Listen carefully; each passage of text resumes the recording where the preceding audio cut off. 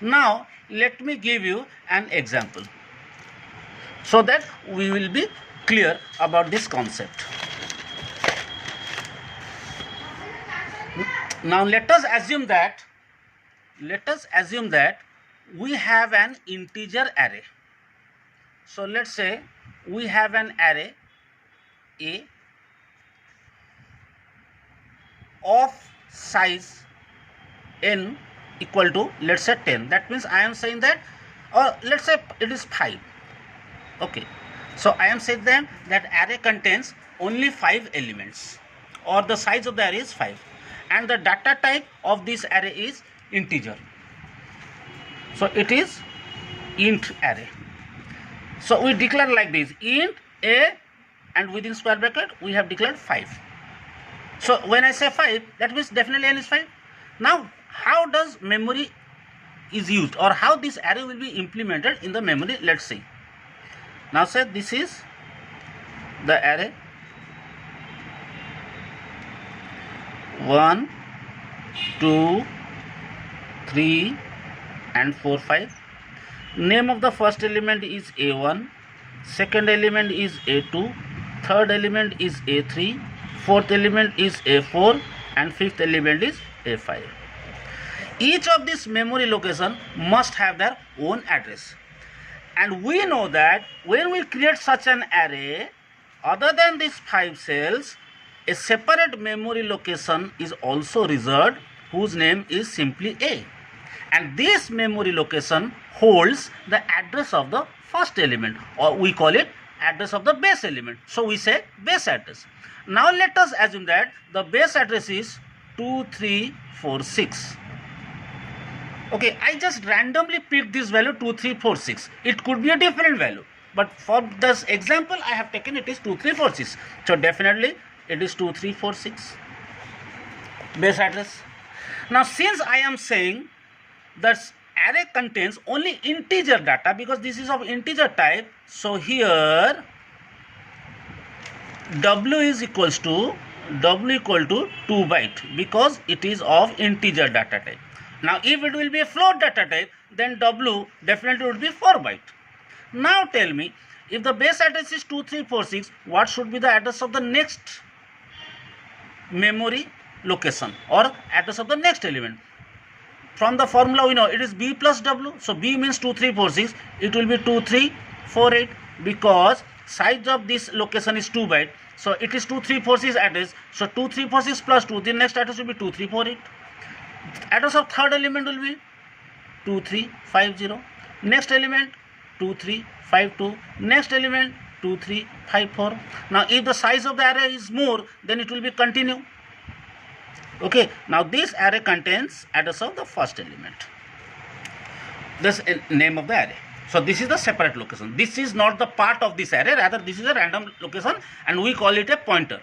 So it is actually a pointer variable. The array name itself is a pointer. Now, how do we compute address of any cell? We need to compute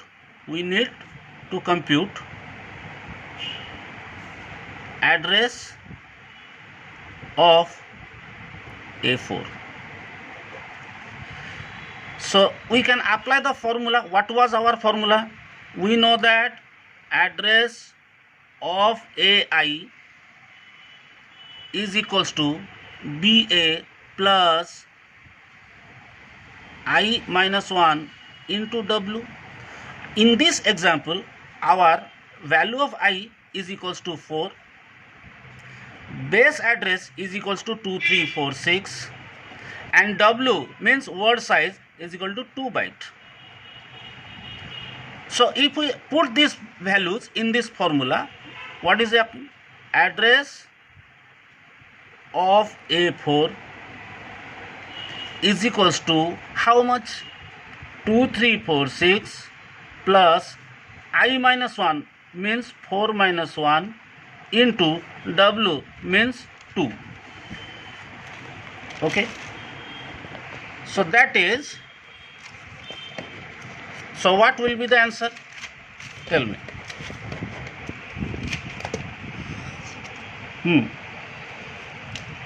Now we can say it is that implies 2 3 4 6 plus 4 minus 1 is 3 into 2, that implies 2 3 4 6 plus 6, which is equal to 2 3 5 2. Now if you look at this array from starting from 2 3 4 6, the address of fourth element becomes 2 3 5 2. So this is how we computed address of any location. Now if I give you another array and ask you to compute address of any particular location, then you can also calculate using this same formula. Okay, let me ask you another questions. Suppose I will say there is an array of 100 elements exist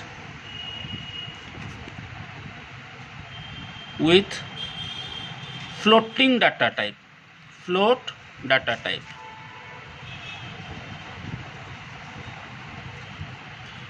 Okay, now if base address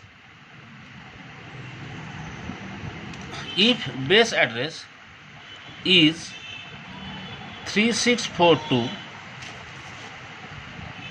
find address of A of 49.